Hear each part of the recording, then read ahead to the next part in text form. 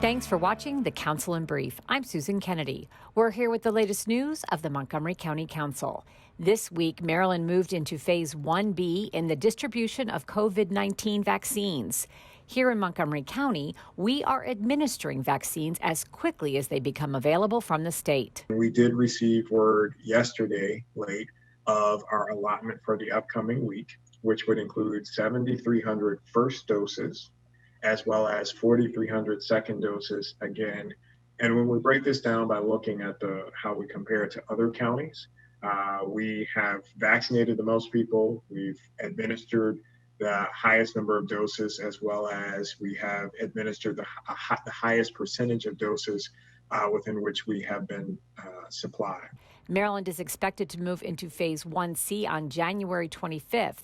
However, Dr. Gales cautions that does not mean vaccines will be available for people in that category. We have a fixed number of vaccines that we're receiving. We have recommended or requested the maximum number of doses that we can receive each week. We have not underbid that. And we are at the mercy of what the state supplies, and the state is at the mercy of what the federal government supplies to them. So even in the setting of the governor and others increasing access to the vaccine and moving through different phases, what has not changed is the number and the allotment of doses that the state has received from the federal government. If you are 75 or older, you can now pre-register to make your appointment for your COVID-19 vaccine. Visit the county's website for more information and to sign up to receive text and email alerts for other COVID-19 updates. The issue of ghost guns is a serious one in our community and across the country. The number of these do-it-yourself firearms being purchased here in Montgomery County has significantly increased over the past several years. Bill 421 that addresses the prevalence and issue of ghost guns. This week, Council Vice President Gabe Albornoz introduced a bill to keep these weapons off the street. As we know, the prevalence of firearms is at an absolutely alarming rate, and gun violence continues to plague our communities across the country. In fact, there have been over 5 homicides here in Montgomery County just this last week alone. We know that these tools of destruction and despair and chaos, when put in the wrong hands, can lead to absolute tragedy. Ghost guns don't have serial numbers, and you don't need a background check to obtain one of these weapons. They are often sold as a kit that can be purchased online.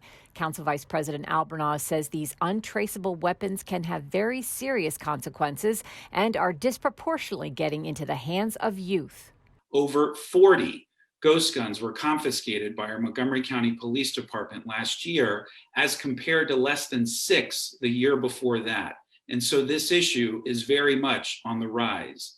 The other important thing to note about these weapons is that they're made of plastic or fiberglass, and that makes them extraordinarily difficult to be detected by metal detectors, which of course is especially relevant right now, given the insurrection that happened on our Capitol and the known threats that have been made to state houses across the country. The bill provides clarification as to what constitutes a ghost gun and prohibits the use, possession, or sale of these guns with respect to minors and within 100 yards of places of public assembly.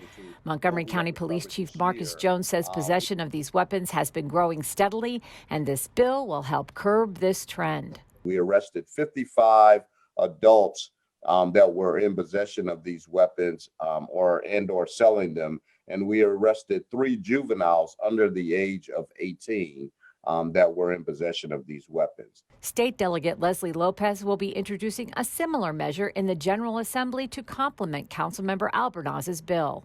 My bill will require that manufacturers serialize any unfinished receivers, and it also requires a handgun qualifying license for the sale of an unfinished receiver.